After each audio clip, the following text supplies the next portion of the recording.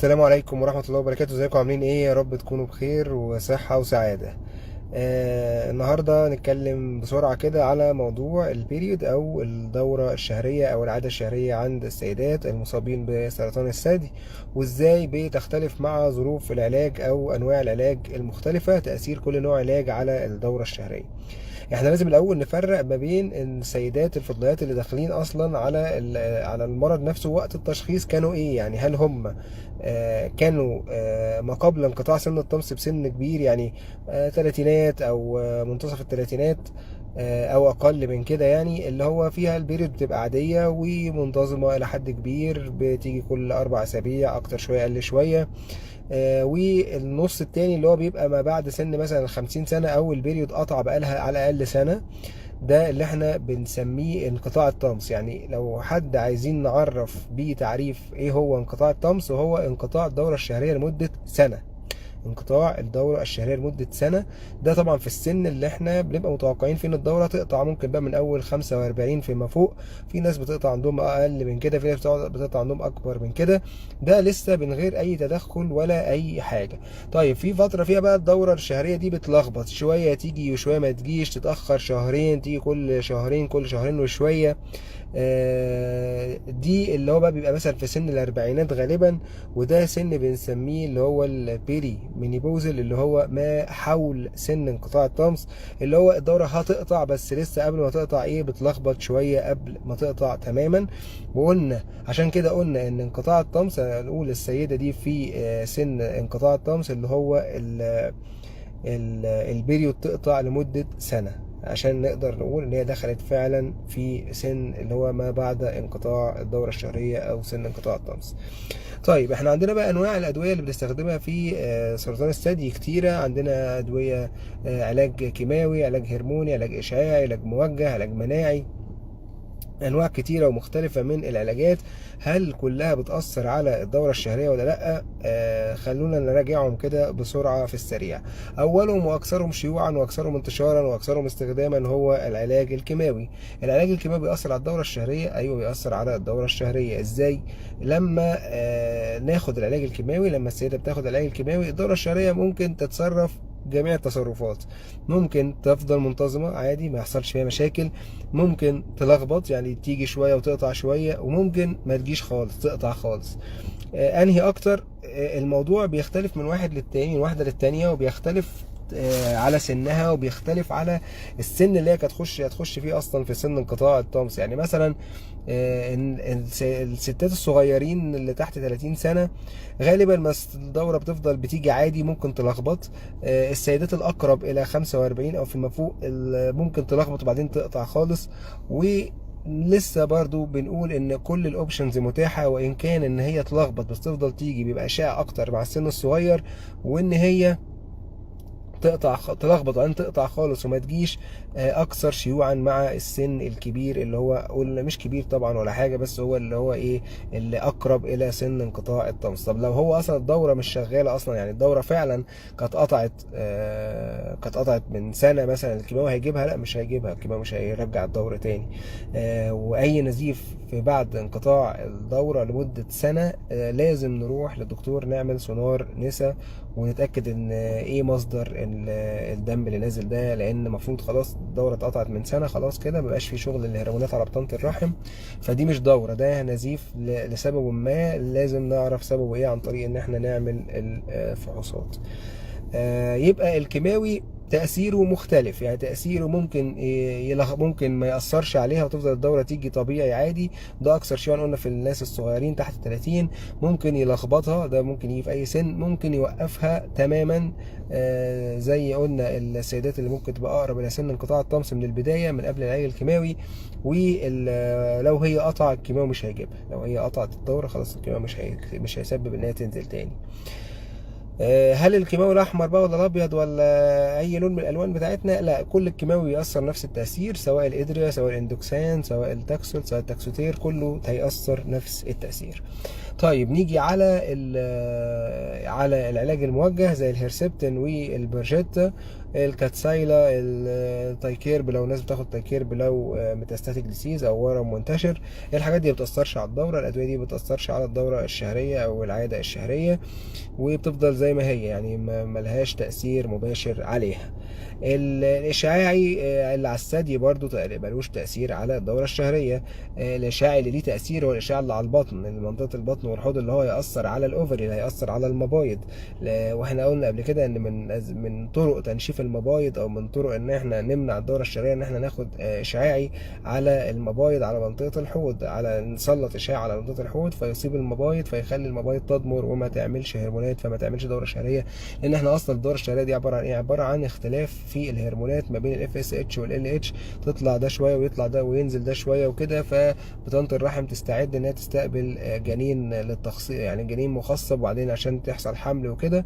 بعد كده ما يكونش في حمل، فالبطانة دي بعد تكون كبرت ووصلت لسماكة معينة بتبدأ تضمر تاني وتنزل، وهو ده الدم اللي بينزل شهريا من السيدات. فهو عبارة عن دورة من ارتفاع وانخفاض الهرمونات ال FSH وال LH عند السيدات. لما المبايض والهرمونات دي بتطلع تتحكم في المبيض، يعني المبيض هو المايسترو بتاع الاستروجين والبروجستيرون بقى، اللي بيأثر بشكل مباشر على الرحم عن طريق FSH وال LH من الغدة النخامية. فلما الرحم بيضمر ما بيبقاش فيه مصدر تاني للاستروجين والبروجستيرون، مصدر منظم زي بتاع الاوفري يعني اللي هو المبايض، فالدورة بتقف في السن ده. العلاج ايه تاني؟ العلاج الهرموني مفروض ان هو برضو ما بيأثرش على على الدورة الشهرية. انه الفاديكس اللي هو التاموكسيفين بيأثر على الاستروجين نفسه، على مستقبلات الاستروجين في الخلايا. الاروماتيز انهبيتورز اللي هم زي الفيمارا والليترازول والارومازين والاراميدكس، الحاجات دي كلها بتأثر على تحويل الهرموني للاستروجين اللي هو بيبقى عن طريق الخلايا الدهنيه، حاجه اسمها بريفرال كونفرجن. ده اللي الادويه دي بتوقفه. طب امال ايه اللي بيوقف ايه اللي بيأثر على الدوره الشهريه من العلاج الهرموني؟ هو حقنه الزولادكس او الليكابيبتيل، اللي هم الحاجات اللي بتشتغل على الغده النخاميه، بتأثر على افراز هرمون ال LH وال FSH، بدل ما يبقى حاجات، بدل ما هو بيطلع وينزل بيخليها حاجه اسمها ستيدي ريزم، اللي هو ريزم شغال على طول ما بيبقاش طالع ونازل. فبيخلي بيعمل في الاخر، يعني في اخر سايكل كده من الانيشيشن الاول بعد كده الانهبيشن، ففي الاخر بيؤدي الى تظبيط المبايض، والمبايض ما تشتغلش، ما بيبقاش فيه دوره شهريه. فالناس اللي بتاخد زولادكس قلنا ما يبقاش عندها دوره شهريه، وفي حلقه انا شرحت فيها امتى تكوني بتاخدي زولادكس وينزل برضو عندك الدوره الشهريه. شوفوها في الحلقات هتلاقوها مفيده جدا، برضو بتجاوب على اسئله مهمة. ولو حبينا برضو نراجعهم بسرعه كده، انك بتكوني بتاخدي زولادكس المفروض الدوره الشهريه تكون قطعه تماما، تكون ما بتجيش. امتى تيجي الدوره الشهريه وانت بتاخدي زولادكس؟ في 3 حالات. اول حاجه لو انت لسه واخداها اول حقنه، ممكن تكون اصلا بطانه الرحم اتكونت فتنزل الدوره الشهريه دي، لكن المفروض ان الدوره الشهريه اللي بعدها ما دام انا منتظم في حقنه الزولادكس كل 28 يوم، يبقى الدوره المفروض ما تجيش تاني. تاني سبب ان اللي اداها لك يكون اداها لك غلط، ما نزلش تحت الجلد، او خرج الديبو ده في اي حته. يعني انا شفت مره مثلا ناس جديده لسه بتديها تيجي تخرج الهواء تروح مخرجه الحاجه اللي هتنزل تحت الجلد وتخرج الهرمون ده، فما ادالكيش الحقنه اصلا. او جه يديها تحت الجلد ادى شويه وبعد كده ما اداش ما نزلش الديبو تحت الجلد بتاعك. هو المفروض الزودكس دي مش سائل، المفروض حاجه زي شريط كده، هو ده اللي بيخرج الهرمون على مستوى، او الماده الفعاله على مستوى الشهر كله. تالت حاجة ان يكون لا قدر الله في نزيف اصلا من الرحم وما يكونش ليه دورة اساسا، وفي الحالة دي لازم ارجع للطبيب. وقلنا ايه اللي بيعمل مشكلة في الرحم في العلاجات الهرمونية؟ هو انه الفاديكس او التاموكسيفين ممكن بيعمل سماكة في جدار الرحم ويعمل نزيف من الرحم. لو انا باخد تاموكسيفين ومش مرتبط بمده، ممكن بعد 3 شهور من الاستخدام، 6 شهور، 2 4 5 اي مده، فجاه ممكن التاموكسيفين يعمل زياده في بطانه الرحم ويعمل نزيف من الرحم. هو دي ال3 حالات اللي تكوني بتاخدي فيهم حقنه الزولادكس ومع ذلك في دوره شهريه. طيب نزول دم من الرحم لاي سبب من الاسباب في اي وقت من الاوقات ومفيش اصلا دوره شغاله، لا في الحاله دي لازم ارجع للدكتور ولازم اعمل سونار نسا عشان اتاكد الدم ده مصدره ايه وجاي منين. يعني ما ينفعش واحده يبقى الدوره عندها مثلا بقالها سنه او سنتين وتقولي ده في دوره نزلت، لا ما فيش بقى دوره ايه اللي نزلت، ما فيش. يعني المفروض خلاص الهرمونات مش شغاله، المواد مش شغاله بقالها فتره طويله، خلاص دي المفروض مش دوره، ده نزيف من الرحم لاي سبب من الاسباب. ممكن نزيف برده من البول وانت مش واخده بالك، من مجرى البول وانت مش واخده بالك، يكون في حصوه لا قدر الله ولا حاجه، ممكن يكون نزيف من اي مكان. فلازم هنا اعمل سونار نسا واستبعد ان يكون في مشكله في الرحم هي اللي عامله النزيف ده. يعني في الطبيعي مفروض ان مفيش نزيف من الرحم بعد انقطاع الدوره مده سنه او اكتر سواء باي عامل من العوامل. طيب الدوره ممكن تيجي بعد ما قطعت بسبب الكيماوي، يعني واحده عندها 29 سنه 30 سنه 35 كانت الدوره شغاله بانتظام وبعدين خدنا الكيماوي فالدوره قطعت، قعدنا مثلا فتره بعد الدوره كده مثلا 4 5 6 شهور والدوره بدات تيجي تاني، دي غالبا دوره تاني والموبايل بدات تصحى تاني والهرمونات بدات تصحصح تاني. بنعرف منين؟ برضو بنعمل سونار نسا ونشوف حاجه اسمها اوفيريان ريزيرف، بنشوف الاوفري هل لسه فيه بويضات ولا لا او بتطلع ولا لا، في تبويض ولا لا.